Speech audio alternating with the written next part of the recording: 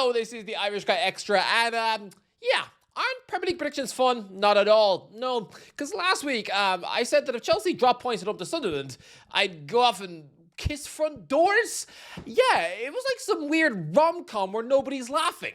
Just a bunch of people on the street looking really creeped out, and then that window cleaner looked at me as if I'd done something extremely weird, like, I don't know, run off to marry a mouse. Nah, I was just giving a door a smooch. It's not even your house. You're cleaning the windows, not the door. But anyway, look, my beef with window cleaners aside, today, okay, let's crack on with the predictions for this game week. And, oh boy, I haven't even looked at what these fixtures are, so, I'm probably going to get none right. Although last week, I did actually get Leeds beating West Ham 2-1 to a T.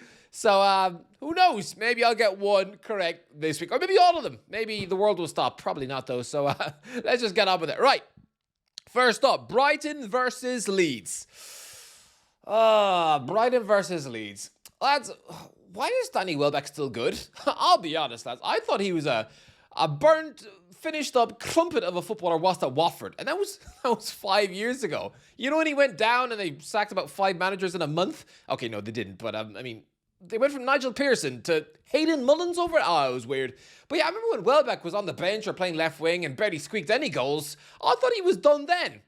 It's 5 years later and he's in the Golden Boot race. Okay, no, he's not. He's as much going to challenge Haaland for the Golden Boot as I am to grow up and become a fireman. No, I can barely put out a candle without help. No, but Welbeck, okay, he's not in the Golden Boot race, but what there should be is a certificate if you come second. Because let's be real, nobody can compete with Haaland. He's a robotic freak. He's pretty... Alexander Isak might have the initials, but no. Haaland is the AI slop. Well, not as much as his profile photo. I know! I'm gonna change it, okay? Actually, okay, I'll do you one. I think Brighton are gonna beat Leeds. If Leeds get anything for Brighton, I will change my profile photo to the Susan guy for a month. Won't that be fun? No, because again, it's more AI slop. Don't worry, I will change it though once you send me something suitable. Listen, okay, Brighton versus Leeds. Yeah, I think there should be a certificate for whoever comes runner-up in the Golden Boot race. And right now, Welbeck, at the age of what, 52, is hunting down second place, which is absolutely mad. How is he still going? I remember scoring in the Premier League in 2008. That is so long ago. But yeah, for this one, I'll go with, a Brighton win. 2-0. Welbeck with both. Right, up next, Burnley versus Arsenal. You know what? Arsenal are top of the league, but I just can't believe they're going to win the league. Like, what do you think? Like, I just... It's been so long since we've seen the Gunners win the Premier League. I was a child. I'm guessing a good handful of you weren't even born.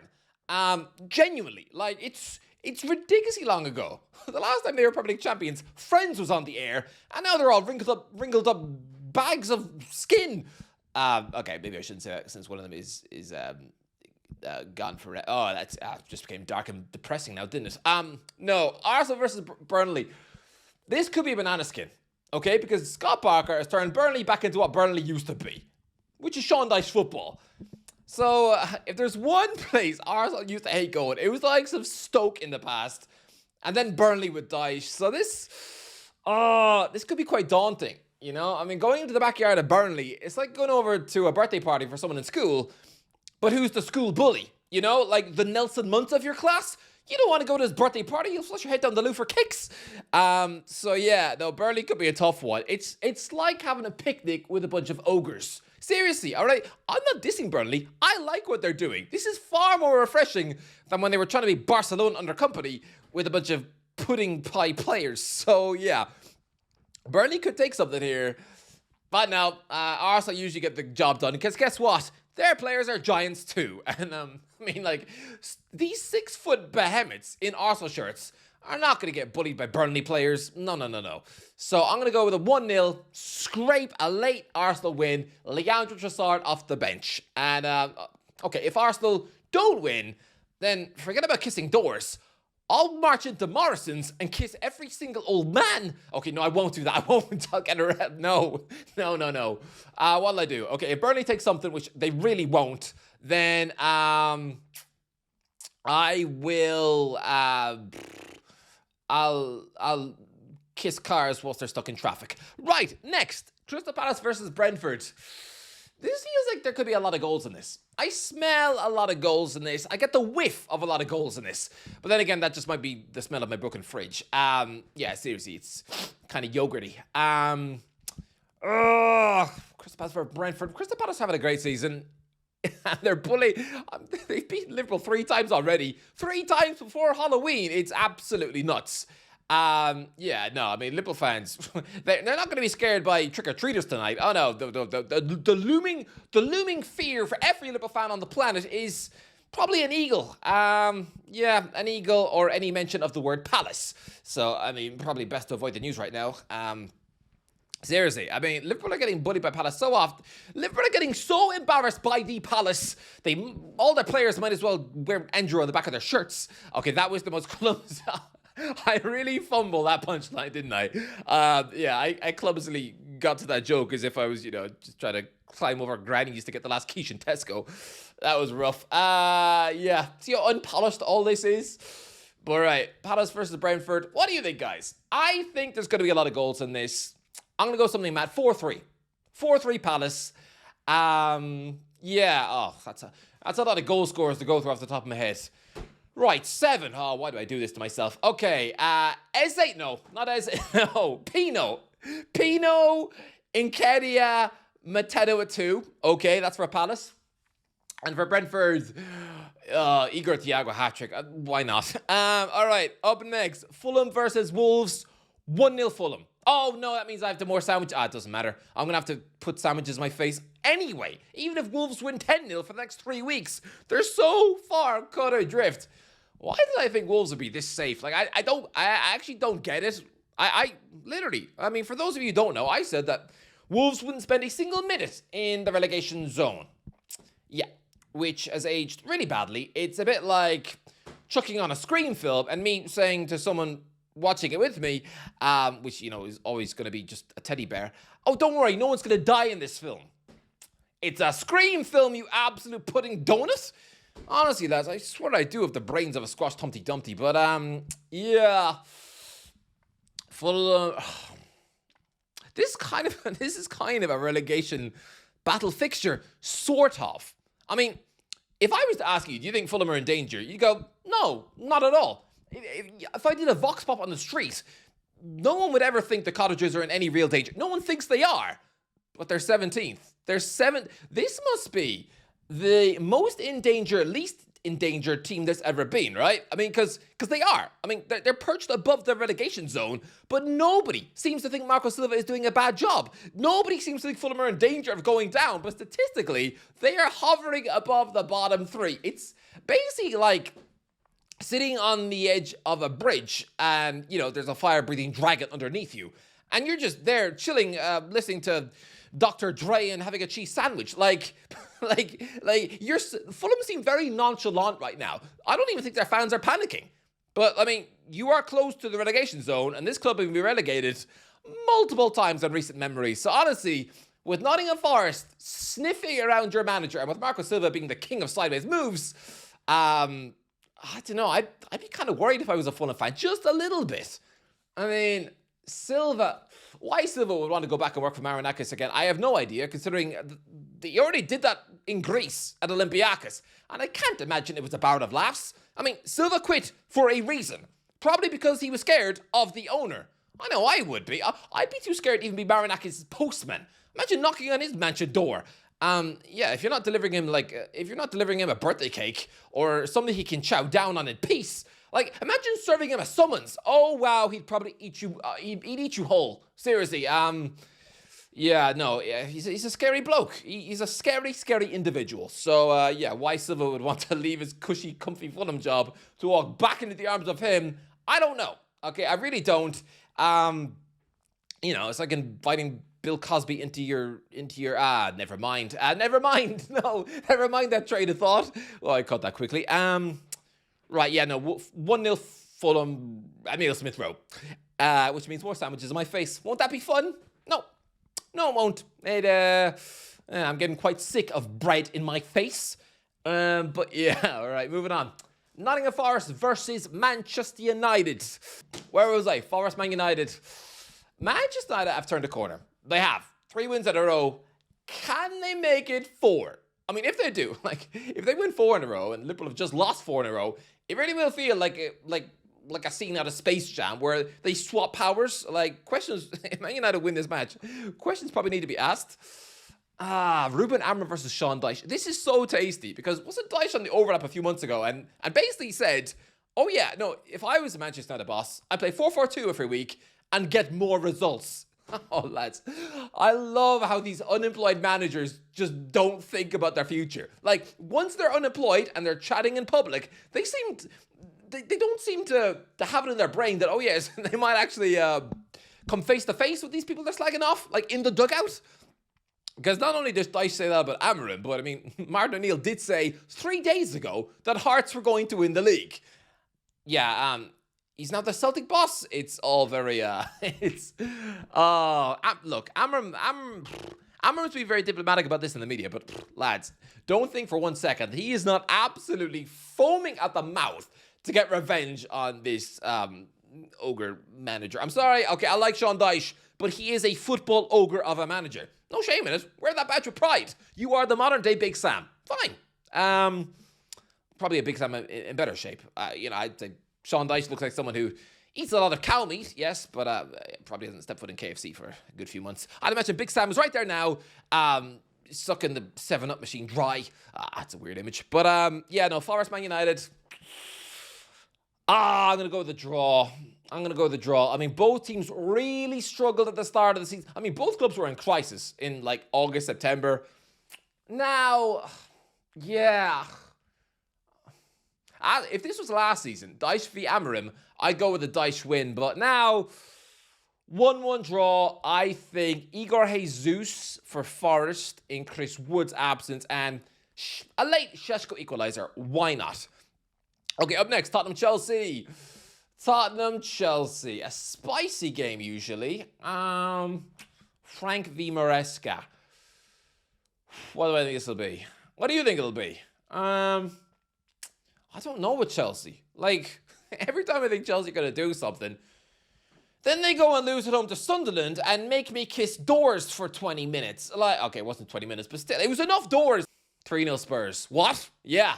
3. Why not? Okay. Chelsea made me kiss doors. And people, you know what I learned last week, lads? Or Monday morning? People don't wash their doors. No. Every door out there is dirty. That window cleaner was scrubbing those windows until his hand was red. Didn't touch the door. No, it clearly didn't touch the door because they all, they tasted pretty grim. I would sooner go into a nursing home and kiss every diseased grandma on the cheek instead of the door. Lads, please wash your doors, please. Or maybe I should just stop kissing them. Either way, that make me the pest of never mind. 3-0 Spurs. I'm angry at Chelsea right now. I am. You lost it home to Sunderland. It made me look like I've got the brains of toilet paper. So, 3-0 Spurs. I got Richarlison in my fantasy league team. I know. I should stop saying these things because it really is giving you more proof that I've got a big cabbage in my head for a brain. But yeah, I do. Like, I'm in a draft league, okay? A draft fantasy league where you can't pick anyone else's players. So, my front three, Richarlison, Chris Wood, and Krupi Jr. Yeah, the guy I didn't even know existed 2 months ago. Oh, it's probably the worst front three in the game. Seriously, it is. I should be better at fantasy football because, lads, believe it or not, I think someone who topped it in March of last year, oh, guess what? It made the press. It was all over the papers. Her name was Susan. Yep, Susan. I hate the name Susan. Every time I hear somebody's called Susan, a bit of me wants to get sick in my mouth. I can't watch any films where the main character is called Susan. No chance. Thankfully, I don't think there's many out there. But yeah, no, I wouldn't be able to. I would sooner lick toothpaste off the rim of a toilet bowl. But where was I? Yeah, 3-0 Spurs. Richarlison hat-trick. Lads, if that actually happens, if that comes true, I'll look like a massive genius. But yeah, since Chelsea got me in trouble last week, this week, if Chelsea win this match and leave Tottenham's ground with all 3 points, and what will I do? I will Mm, I will ask people outside Morrison's. I will ask people outside Morrison's what they think of the name Susan. Sounds awkward, doesn't it? Yeah, but it's not going to happen. Chelsea won't win. All right, Liverpool versus Aston Villa. Liverpool fans should be scared. They really should. You can't lose 5 in a row. You literally can't. Arne Slot is coming head-to-head with Unai Emery, and if Emery leaves with a win, Emery has crushed Liverpool before in a Europa League final. He's done this to them before. Oh, if he does this, I don't think Slot will be sacked because FSG don't like sacking people, but it's rough, and I think a sizable chunk of the fan base will turn against him if Villa win 2-0 here. So, you know what? Let's see if that happens. I'm going to go with the Villa win. I know, lads, they beat Man City last week. Why not, okay? I know Ollie Watkins is a misfiring duck at the minute. He's got the end product of a bowl of egg yolks. Yeah, Villa don't really have much going forward. Oh, can you imagine if it's Sancho? Imagine if Sancho scores the winner at Anfield. Oh, wow, that would be pretty nuts. No, I'm going to go with an own goal from Milos Kerkez because he's having a bit of a horror show. And I'm going to go with a John McGinn goal for doing that eye celebration like Shelby used to do. And Liverpool fans are really going to feel angry. They're going to punch their seats and probably cough up their morning frosties all over the concourse floor. It's going to be rough. And if this does happen, Slot is in trouble. He is. You can't lose 5 in a row. At a major, serious club, I don't care how much credit you have in the bank, you can't. And I know Liverpool are Premier League champions, but let's settle down a little bit. 84 points. Wouldn't usually win you anything. I mean, Brendan Rodgers got that as a Liverpool boss. And that's seen as one of the most humiliating scenes in Liverpool history because Stevie G slipped and slid as if it was Disney on ice. So, yeah. 2-0 Villa. 2-0 Villa, which is probably the first time I ever tipped Liverpool to lose at home. Probably. But yeah, 2-0 Villa. And then just see the absolute chaos that unfolds. Up next, West Ham versus Newcastle. I think Nuno Santo is going to be the first manager in Premier League history to be sacked by 2 different clubs in the same Premier League season, which it's actually astonishing. This has never happened before. Like we've seen clubs sack plenty of managers all at once. Like I remember Fulham went through 3 in 13-14. I'm sure Watford have gone through 3 in the same season. Yeah, I think Watford have done that twice. Premier League clubs haven't been shy in sacking people, so I'm actually shocked. In this merry-go-round of managers that there's always been, the familiar ones that always get jobs in the Premier League, I'm surprised no one's been shoved out the door twice in a season. Alan Pardew? No. I mean, he should have been, really, because he got sacked at West Ham, Christmas 2006, and then immediately jumped into the arms of another relegation candidate in Charlton, and didn't do much. They kept losing every week, but he was given the rest of the season to help them go down, and West Ham stayed up. Someone like him should have been sacked by Charlton in April, but he wasn't. So surprisingly, no Premier League manager is being sacked by 2 clubs in the same season, which I am shocked about. I'm shocked he's taken this long to get one, but I think Nuno Santo, for it not to be Nuno Santo, he'd have to get until the end of the season. And right now, he's having the honeymoon bounce of, it's like watching a crippled hedgehog trying to swim. It's rough watching. It really is. And I don't think Santo has the stock, the clout, the goodwill, as a manager to keep a West Ham job until the end of the season if he doesn't start winning matches. He's not Jose Mourinho. He's someone who had a very good season with Forest last season, but other than that, nearly went down with Forest the year before. Did pretty woeful at Spurs. Lasted 3 months there. And yeah, did a great job at Wolves, but that did kind of peter out towards the end. So yeah, no, Santos not exactly this flash, massive. It's not like West Ham have 2 shot at the wheel. Someone who's won major things and is worth sticking with. So genuinely, I think West Ham panic and Santo gets sacked in February. So for this, I'm going to go with a 3-0 Newcastle win. I'm going to go with Ciao, Tonali with an absolute screamer and Voltamare. Continue the goal streak. And if Newcastle don't win this game, then I will buy 10 cakes and ask random strangers to shove them all in my face standing outside Aldi. That's if Newcastle don't win. Please win. All right, up next, Man City versus Bournemouth. I think you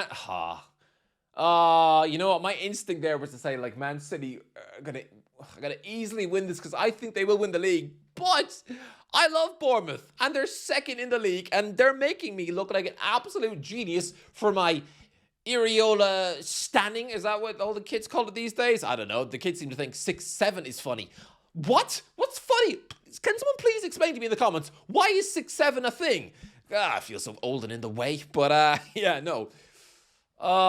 Usually I would say that Iriola is going to come to the Etihad and get something, but everyone is backing Arsenal to win the league. Like, literally everyone. So I want to stick with City. I'm sticking with City. I think they will win the league. And yeah, 2-1 Man City. Marmoush with 2. And Ellie Krupi Jr. with 1. Why not? Why not? Wow. That would mean that I'm getting 4 goals from that limp biscuit of a strike force. So, you know, who knows? Okay, up last, Sunderland versus Everton. 1-0 Everton. Okay, I'm sorry. The Sunderland train has to stop at some point, just like it did for Hull back in 2008. It has to. They have to run out of steam. They can't keep doing this. They can't keep winning, because every week that goes by and Sunderland are winning more games, I'm beginning to question my own intelligence. And I already don't think I'm very smart, but nowadays, I fully think my mum might have been right. I think she might have been onto something when she used to tell me that, you know, I was no more smart than a bowl of chicken nuggets. So yeah, 1-0 Everton. A 1-0 Everton stinks in my brain for this fixture because I feel like it's happened a lot in the past. Like, I'm getting flashbacks to Tim Cahill punching a corner flag. Like, I might be wrong here, but it seems like the Toffees have a lot of 1-0 wins at the Stadium of Light. So I'm going to go with another one. Kieran Dewsbury Hall back in the goals. Part of me thought Jack Grealish, but no, Kieran Dewsbury Hall. And I'm so confident that Sunderland are going to run out of steam, just like Hull in 2008 or Wigan in 2005. I mean, don't forget, lads, when Wigan came up, forget about Sunderland being the best promoted team ever. No. Wigan won 9 out of 10 games in the Premier League. I remember because I had Pascal Chimbonda in my fantasy football team. I mean, back then it was Match Magazine fantasy football team, and I was just some dumb kid. But lads, I remember still to this day, 20 years later, I haven't researched, I haven't looked anything up. No, I know that Chimbonda scored a last-minute winner for Wigan in a 1-0 win over Wolves. Not Wolves. Fulham, Wigan 1, Fulham 0, Chimbonda last minute. And then, the very next week, Portsmouth 2, Portsmouth 0, Wigan 2, Jason Roberts and Chimbonda. And Chimbonda got an assist for the Roberts goal. That 2-week period stinks in my brain. I know it, because it's literally the best fantasy football pick anyone's ever done, ever. I did it as a kid, put in Chimbonda, scores the last minute win against Fulham, they keep a clean sheet, clean sheet again the next week, scores again, gets an assist as they beat Portsmouth away from home. Back on November 5th, like I haven't looked anything up in 20 years, and I can still tell you that is exactly the date the Pompey game was, and the Fulham one was, I'm pretty sure, October 30th, something like that, maybe 29th, but yeah, like literally, that 2-week period, random as hell, but I know. I don't even have to check it. I know that happened. Yeah, that's stuck out of my brain. Wow, are people still watching this? Have you made it this far? I hope you have, because then you'll appreciate my greatest fantasy football pick of all time that I'm still gassed about 20 years later. It's a weird thing to think about 20 years later, isn't it? It's like obsessing over your first kiss. Still waiting for mine. What? Never mind. This video's gone down the toilet in the last 2 minutes. Actually, what I mean 2 minutes? Last 26 minutes. Okay. No. Back to the prediction. Why did I start rambling about fantasy football again? I don't know. But yeah. Yeah, is anyone else like this? I've got a really freakish football memory, especially with results. Like, literally, I could name you every single result off the top of my head now, and the goal scorers that Newcastle had 20 years ago, like during the 04-05 season. It's seared into my brain, and it wasn't even a good season. We came 14th, lost the cup semi-final, and lost the cup quarter-final. Like, it wasn't a good season. But, yeah, no, everything that happened back then, yeah, it's implanted in my brain. Just mad. I don't know my mother's middle name. Can't really list off many names of grandparents, but I can tell you that Newcastle scraped a 1-1 draw with Fulham in 2005. Charles Nzogby a free kick. Like, weird. Anyway, really weird. But yeah, no, 1-0 Everton. Anyway, that is the end of the video. That was a really long, juicy ramble of nothing. Nothing that was. But yeah, let me know. Are you enjoying this second channel where I just waffle and waffle and waffle and waffle? Let me know in the comments. If you enjoyed the video, don't forget to give a like, share, subscribe. Submit a profile photo that's, usable. Please, no more photos of Susan's. Yeah, anyway. Oh, and let me know. Think about doing a live stream every now and then, just so we can chat, okay? Instead of me just shouting at some random chunk of metal on a tripod. Let me know if you want that, or if you'd rather I never speak to you because I'm creepy and weird. Let me know in the comments. If you enjoyed the video, don't forget to like, subscribe. As always, I'll waffle you in a while. I've got to find a better outro than that. Oh yeah, and if Sunderland do win, then I will tell a random old man that I love him.